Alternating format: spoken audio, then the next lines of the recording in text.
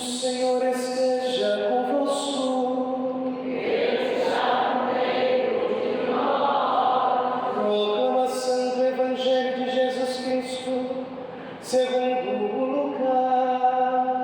Glória a vós, Senhor. Em certo dia, Jesus estava rezando num lugar retirado, e os discípulos estavam com ele. Então Jesus perguntou-lhe: quem diz o povo que eu sou? Eles responderam: uns dizem que é João Batista, outros que és Elias,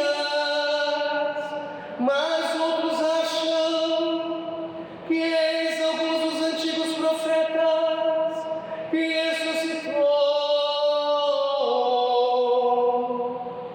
Mas Jesus perguntou: e vós que dizeis que eu sou? Pedro respondeu: o Cristo de Deus. Mas Jesus proibiu-lhe severamente que contasse isso a alguém, e acrescentou: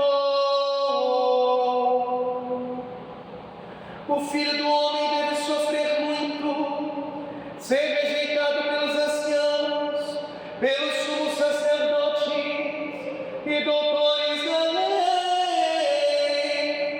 deve ser morto e ressuscitar no terceiro dia. Depois Jesus disse a todos: se alguém me quer servir, renuncie a si mesmo, tome a sua cruz de cada dia e siga-me. Pois quem quiser salvar a sua vida vai perdê-la, e quem perder a sua vida por causa de mim, esse a salvará. Palavra da salvação. Glória a vós, Senhor.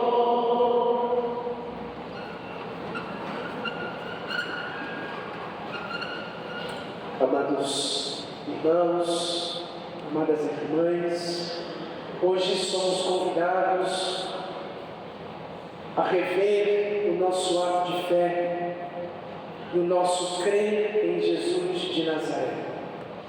Hoje somos convidados a percebermos o mistério da nossa salvação, aonde nós nos encaixamos, e o que é que nós de fato estamos fazendo e vivendo para experimentar as máximas daquilo que o Senhor tem para cada um de nós.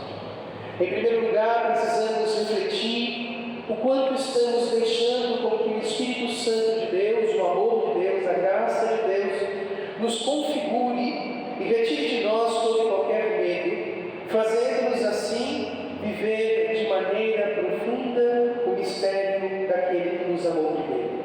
Fazendo assim viver o mistério daquele que se importou com cada um de nós e que nos deu um espírito acertado, um espírito de graça, um espírito de oração. Um espírito que nos faz todos os dias encontrarmos com o Senhor. Temos um espírito que nos configura ao mistério desta salvação. Temos um espírito que nos molda, que nos ensina e que nos faz sermos de acordo com aquilo que é a vontade de Deus. Mas a pergunta é: o que cada um de nós temos feito ou vivido para que permita com que esse Espírito livremente nos forme? Para que permitamos que o Espírito de Deus possa de maneira livre conduzir a nossa vida. Não basta, como já dissemos muitas vezes, professar a fé dizendo-nos ser católicos. Não basta dizermos para as pessoas ou assumirmos a nossa fé católica vivermos esta fé católica com intensidade. Só é possível viver esta fé católica quando permitirmos que esse Espírito Santo livremente conduza o nosso coração. Quando permitirmos que o Espírito Santo, que é o Espírito de Deus, que é o amor, que nós já vivemos tanto falando esses dias, nos conduza a uma configuração, a um mistério deste Cristo Senhor, a uma experiência desse Cristo Senhor, a um mistério e uma experiência desse ungido, porque Christos significa ungido. Aquele que é ungido do Pai, aquele que é cheio da graça, aquele que é cheio do amor de Deus, veio ao nosso encontro para nos configurarmos, para que esse mesmo Espírito da graça, esta mesma unção estivesse sobre cada um de nós. Por isso, quando então somos chamados cristãos, quando somos chamados ungidos, o somos a imagem deste que é o ungido por excelência. É importante, queridos irmãos e irmãs, entendermos que toda unção espiritual, ou que todo nome de cristão para cada um de nós, precisa estar unido àquele que é o Cristo, aquele que é o ungido por excelência, Jesus de Nazaré. E quando nós dizemos isso, nós dizemos que estamos nos configurando a Ele. Configurar ao Cristo é viver como Ele viveu, sonhar como Ele sonhou, sentir como Ele sentiu, amar como Ele amou, viver plenamente as mesmas coisas e os mesmos passos que Ele assim viveu ao longo de todo o seu ministério e de todos os seus ensinamentos. Diante da escola apostólica de Jesus Cristo, diante dos 3 anos de escola de formação que os apóstolos passaram, eles então aprenderam a ser cristãos, aprenderam a ser ungidos, e mesmo com os seus percalços e sofrimentos, com as suas negações ou com os seus medos, quando então o Espírito Santo teve espaço de os configurar, eles se tornaram intrépidos do Evangelho, anunciadores do Evangelho, proclamadores do Evangelho, e levaram como missionários esse Evangelho em todas as cidades circunvizinhas, e ainda depois indo ao mais longe possível, levando esse Evangelho. Ser ungido, ser de Cristo, ou viver esse cristianismo de maneira profunda, é se tornar uma fonte acessível para todas as pessoas, para que assim como nós nos purificamos do Cristo, também sejamos ramificações desta nascente, sendo ali um lugar para que as pessoas se aproximem e se purifiquem. Cristo deseja utilizar a cada um de nós como continuadores desta nascente, para que possam beber desta água de vida, mas não só beber da água da vida, mas purificar-se nesta água. É Cristo quem nos dá a purificação. É Cristo quem nos faz, pelo batismo, sermos homens novos. No batismo já não somos mais gregos ou troianos ou de outras nações, mas cidadãos e co-cidadãos do céu. O batismo nos faz participarmos deste céu e desta nova Jerusalém. Ao sermos batizados, somos assumidos como um povo de Deus, uma nação santa, um povo régio, um povo escolhido, um povo amado que foi separado e por isso se tornam autem-Cristo, outros cristãos, outros ungidos. Somos separados como homens e mulheres, marcados pela graça, como pessoas marcadas pela graça, que não devemos temer nada nem ninguém, que não devemos temer nenhuma situação, mas ao contrário, sermos embebecidos da graça de Deus, sermos embebecidos do poder de Deus, estarmos planificados e preenchidos da bondade de Deus, daquilo que Deus deseja fazer com cada um de nós, e ao mesmo tempo que estamos embebecidos dessa graça, nos tornamos também canal desta mesma graça para tantas outras pessoas que estão sofridos. Recolhemos de fato a vida do Cristo Senhor e dispersamos esta vida a todas as outras pessoas, para que todos os homens e mulheres possam ter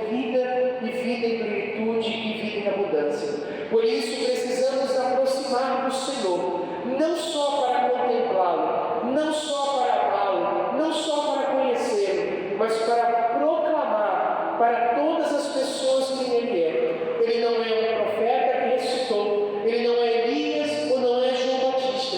Se Pedro diz: tu és o Cristo, Filho de Deus, precisamos hoje perguntar também para nós: esse ungido, esse Cristo, esse Filho de Deus do qual Pedro anunciou, do qual Pedro proclamou, para você, para mim, quem Ele é? O que nós temos de dizer de Jesus de Nazaré? O que podemos proclamar hoje na nossa vida e na nossa história sobre esse Senhor?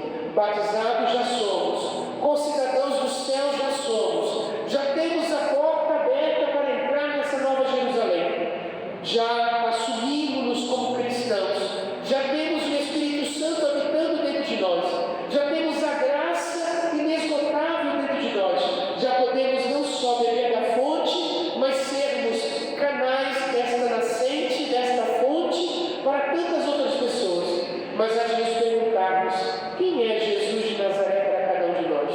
Se fôssemos proclamar hoje, se hoje Jesus olhasse nos nossos olhos e nos perguntasse: e para você, quem eu sou? O que significo na sua vida? Nós precisamos concluir quem é Jesus de Nazaré, quem Ele significa, ou o que Ele significa para cada um de nós, que espaços Ele está ocupando em nossa vida e em nossa história. O que Jesus de Nazaré de fato tem de sentido naquilo que nós somos, porque não adianta repetir a palavra de São Pedro e dizer: tu és o Cristo, não adianta repetir a palavra dos outros para dizer: é o Senhor, é o Mestre, é o Kyrios. Não, mas quem é Jesus de Nazaré para você, na sua história, no que você está vivendo? Ele é o seu Salvador, Ele é o seu Senhor, Ele é o seu Mestre, Ele é o Cristo ungido na sua vida. Mas mais do que isso, diante daquilo que você tem vivido, diante daquilo que você tem experimentado, diante das suas dificuldades, dos seus problemas, dos seus sofrimentos, das suas angústias, das suas aflições, mas também das suas alegrias, dos seus júbilos, daquilo que no dia a dia você tem expressado, quem é Jesus de Nazaré para você? O que significa Jesus de Nazaré na sua vida e na sua história? Quem de fato é o Senhor Jesus Cristo diante daquilo que você vive? E essa é uma resposta que só você pode dar. Essa é uma resposta que só você pode conhecer. Só você pode de fato dizer quem Ele é e o que significa na sua vida, na sua história, no seu caminho, naquilo que você tem dado passos diante do reino dos céus e daquilo que você tem vivido a partir do seu batismo. Quem Jesus Cristo é para você? O que Ele significa para você? Qual espaço Ele tem na sua vida, no seu dia, na sua história?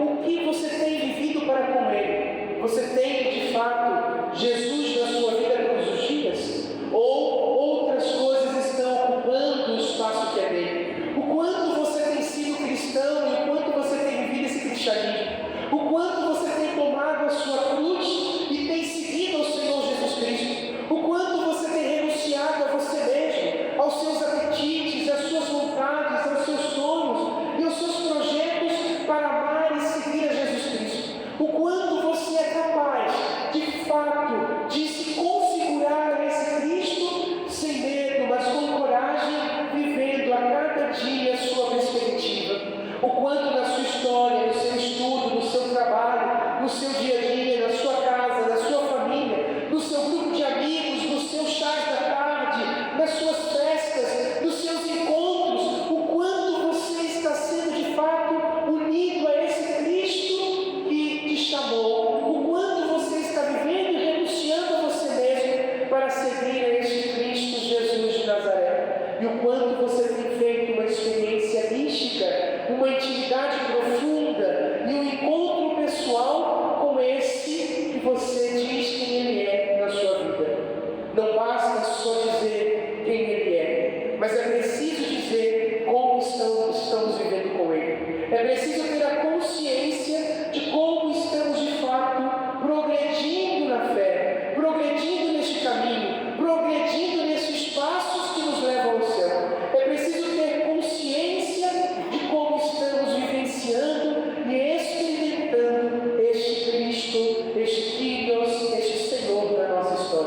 há uma fonte de graça, há uma fonte de amor, há um Cristo e um Senhor que deseja de fato fazer uma obra nova sobre nossas vidas.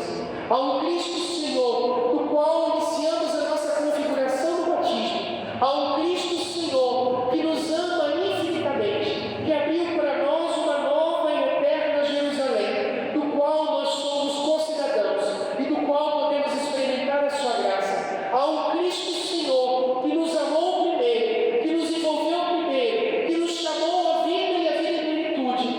Mas nada disso é possível se nós não desejarmos, se nós não nos esforçarmos, se nós não o escolhermos e se não vivermos com Ele, para Ele e nele.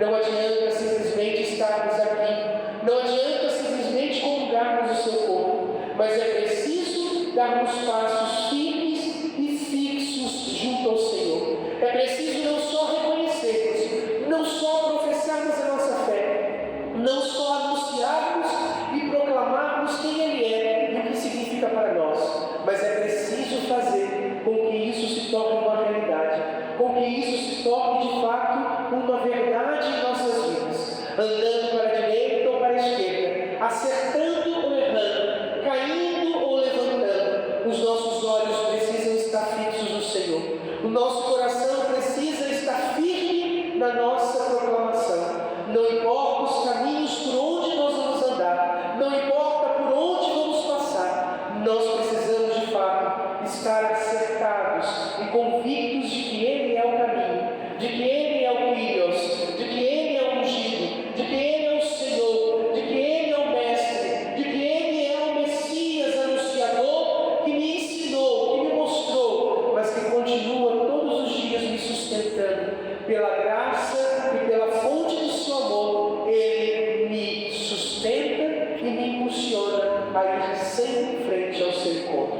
Peçamos nesse dia de hoje, peçamos nessa Eucaristia, que os nossos olhos estejam abertos, que os nossos ouvidos estejam atentos, que o nosso coração esteja pronto para reconhecer o Senhor, para proclamarmos quem Ele é na nossa vida e na nossa história, diante de tudo aquilo que vivemos, e ao mesmo tempo assumirmos um compromisso com Ele, de sustentados e amados dele, com Ele, irmos até esta Jerusalém prometida, esta terra nova. Já não somos só mais descendentes dos homens, mas descendemos do céu, descendemos daquele paraíso que Deus Pai fez para nós, e cheios e purificados desse amor, cheios e purificados dessa graça, olhando para frente e para o Cristo que nos consome e ao mesmo tempo nos impulsiona, vamos, cheios dele, para dizer: Tu és mais do que aquilo que eu posso professar, o Senhor, o Mestre, o ungido, mas és aquele que é o princípio e o fim, o começo e o sustento de toda a minha história, para que eu, contemplando a sua face, possa viver aqui, hoje e na eternidade viverei o Cristo, o Senhor e a eternidade.